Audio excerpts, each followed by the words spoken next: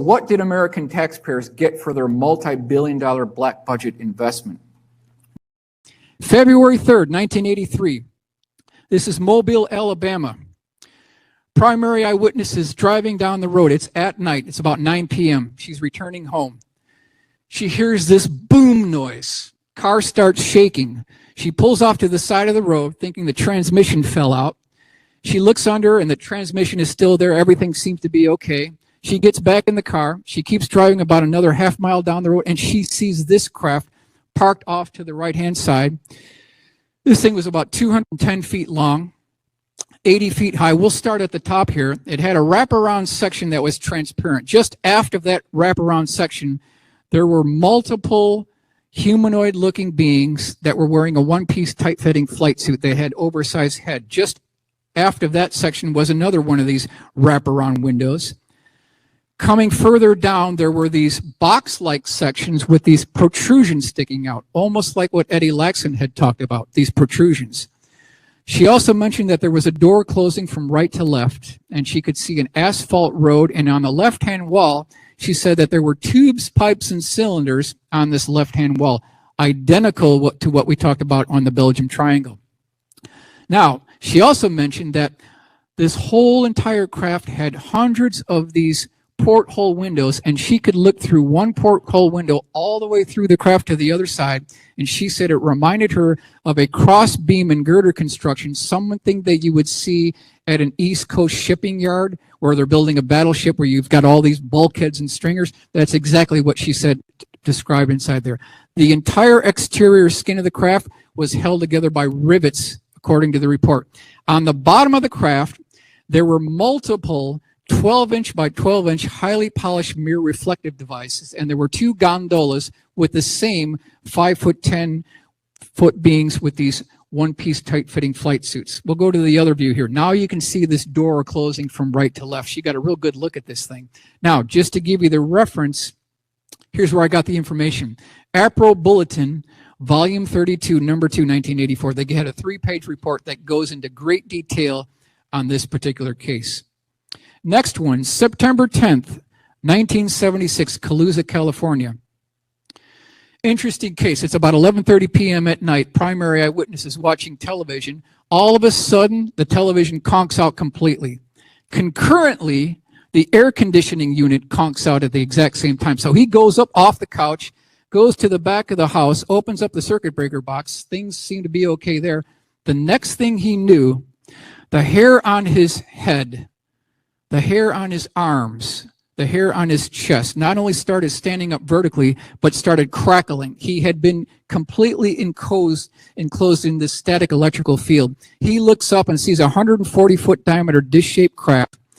It had a dome on top with what looked like an orange juice squeezer or a lemon squeezer. That's what it looked like up on top. It also had these conduit pipes that had frayed edges at the bottom of them. That's an interesting point. On either side of the craft, there were prongs that came down, and then he looked off to the left, and he saw an identical craft that was half the size, and it was pulling power off the 500,000-volt power lines, causing them to become cherry red. So it's now a CE1 and it's a CE2 case because we got a visual sighting and we've got actual physical effects.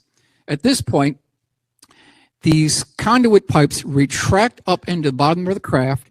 These gooseneck lights pop out, and this is the point where we go to the drawing here, Sun Herald, Calusa, California, May 29th, 1979. Now, these conduit pipes, they remind me of ramen noodles. That's the good terminology here. So we've got these ramen noodles hanging down from this craft, and they have frayed edges on them. So I'm thinking, what in the world are these ramen noodles doing on the bottom of an extraterrestrial spacecraft? So we're going to do a zoom up here, enlargement of these craft. So when I gave a lecture at the MUFON Symposium last year, this gentleman came up to me and he said, Mike, I know what these things are. I said, tell me, what is it?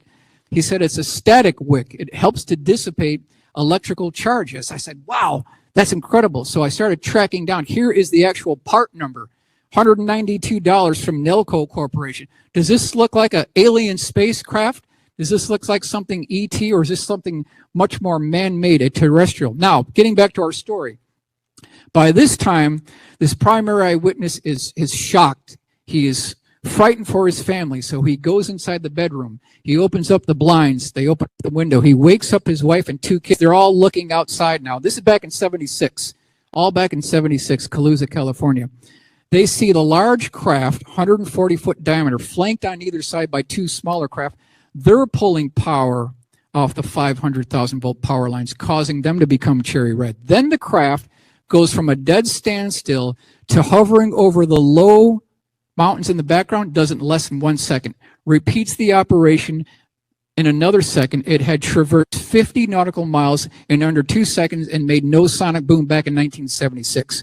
We need to be asking ourselves, who's got this technology and why this technology has not trickled down to the airline industry and everything else that we're using. Now, at this point, he piles everybody into the pickup truck. He's got the kids with the pajamas in the back seat. The wife is over. They're all concerned. They're going 90 miles an hour down the road. This thing starts chasing them. It's in the newspaper clippings here. It goes over the cab to the driver, back over to the top, over to his wife, then back over to him. We'll go to the newspaper clipping here. This is San Antonio Express, February 6, 1977. Family tells of terror as UFO chase car at 90 miles an hour.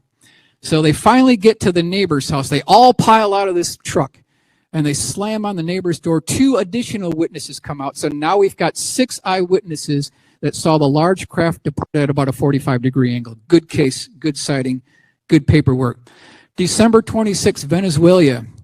I pulled this out of the QFOS archives back in Chicago. This is 15 years ago. This is 2457 West Peterson Avenue, downtown Chicago. Had been buried in the files for decades. Never published, never talked about. It was a sorry lost case.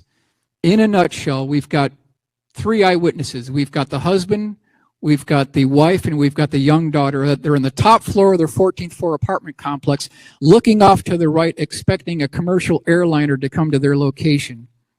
But this time, it was not a commercial airliner that they saw. What they actually saw was a orange-colored flame that they thought was the flame of an engine nacelle that they thought was this airliner. But as it got closer, this was a 50-foot-long elliptical-shaped craft. It had 2 insulators, hemispherical insulators, and in between these insulators there was a continuous spark gap from 3 to 6-inch diameter electrodes that were pointing toward each other. On the outer circumference of the craft, near the bottom or aft end, there were multiple pairs of what looked like cast iron exhaust ports, and we'll move to the next slide here. Here is the drawing of what this craft actually looks like. You can see these cast iron exhaust ports, and you can see these half hemisphere insulators with the electrodes going back and forth with this blue continuous spark gap mechanism. Now, he also mentioned that there were these lasagna noodle flames coming out of these cast iron exhaust ports. I'm going to give you the view of the hemispherical dome shapes with the electrodes. That's the blue coronal discharge that was going on between these two. And these are these strange lasagna noodle flames that didn't look like campfire flames, but they actually look like some type of atomic discharge, and they look like someone took a butter knife and chopped the ends of them. They all had similar shape and size with this cut off edges to it. Now, there's a 3-page report that goes to this. As this thing flew by, he got a look at it at eye level. There was another one that came by. He told his daughter to get binoculars so he got a real good look on the underside surface of this. And we'll just read what he said here.